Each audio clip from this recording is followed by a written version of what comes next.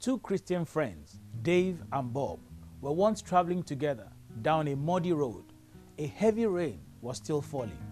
Coming around a bend, they met a lovely girl in a nice dress, unable to cross the flooded intersection. "Come on, girl," said Dave at once. Lifting her in his arms, he carried her across through the flood. His friend Bob did not speak again until that night when they reached their destination. No longer able to restrain himself, Bob said to Dave, "As single Christian men, we're not permitted to be that close to girls, especially not one as young and lovely. It is dangerous, don't you see? Why did you do that?" Dave replied and said, "I left that girl there. Are you still carrying her?" "So, do I have your attention?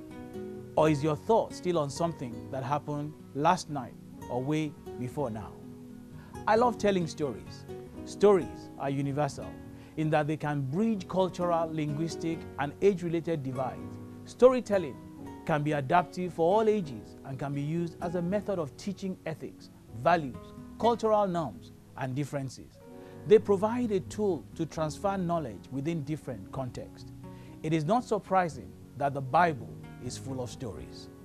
David is one of the most interesting characters in the Bible, and there are many stories that have evolved from narratives about him.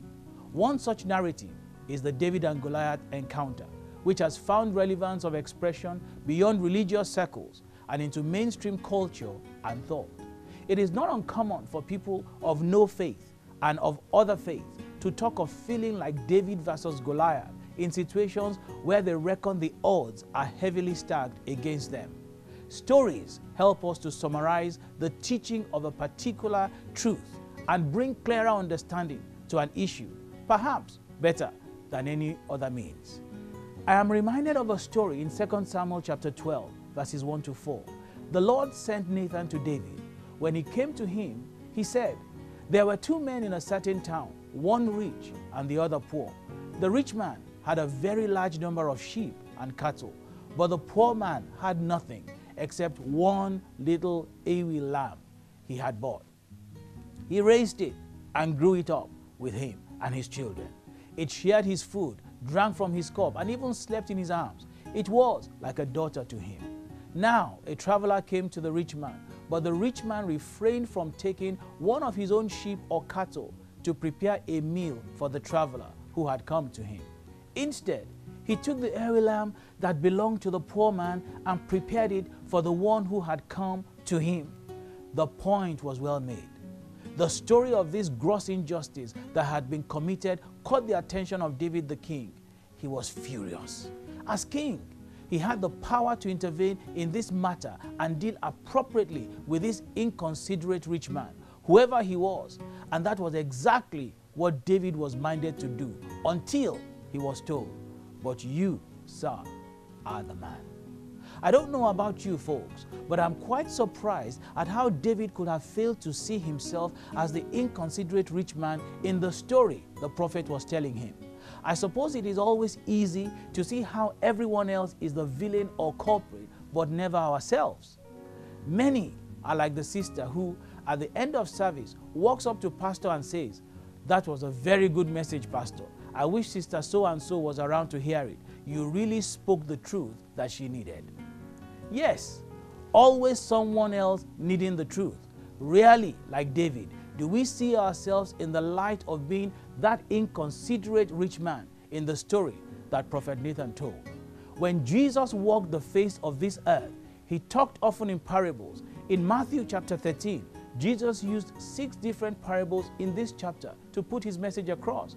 You have the parable of the sower, the parable of the tares, the parable of the mustard seed, the parable of the leaven, the parable of the hidden treasure, and the parable of the net.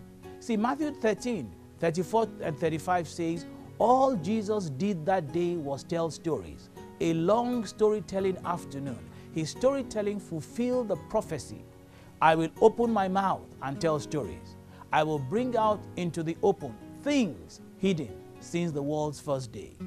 All of these parables were meant to convey truth about God's kingdom and reality to a people who were too steeped in their own ways and in their own understanding. Like David, you see, the audience then and the audience today are unable to see themselves as they should, the ones in need of a new and fresh understanding.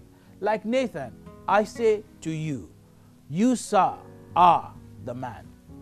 A man once made an agreement with death. The terms of the agreement was that death should not come to him unawares, that death was to give warning of his approach. Years rolled on, and at last, death stood before his victim. The old man, frightened and quite agitated, cried out, "Why, death? You have not been true to your promise. You have not kept your covenant. You promised not to come unannounced. You never gave me any warning." "Not so," death replied. "Every one of those gray hairs is a warning. Every one of your lost teeth is a warning. Your eyes growing dim is a warning. Your natural power and vigor that abated, these are warnings to you. Aha, I've warned you. I've warned you continually." And so, death will not delay. He swept his victim into eternity. And why am I sharing this story with you? Because the storytellers before us have encouraged us to number our days, and in doing so, apply our hearts unto wisdom. It is because we are unable to see ourselves in many of the stories being told that we are unable to benefit from the lessons the stories convey. Maybe you are shaking your head right now and saying, "That's not me." Well, that's okay. But listen to this. James chapter 1, verses 22 to 25. This is what it says. "Don't fool yourself into thinking that you are a listener when you are anything but letting the word go in one ear and out the other. Act on what you hear. Those who hear and don't act are like those who glance in the mirror, walk away, and 2 minutes later, they have no idea who they are or what they look like.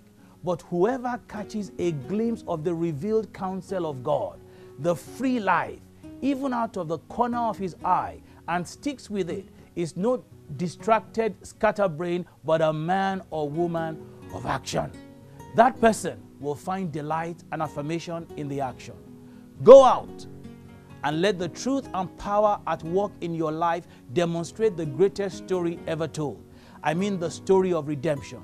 Never forget that this dying world around us is in need of the living word within us. Play your part and God will do the rest.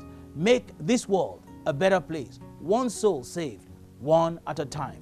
My name is B.E. Ajala, and I thank you for watching and for partnering with me in this task of making ready a people prepared for the Lord.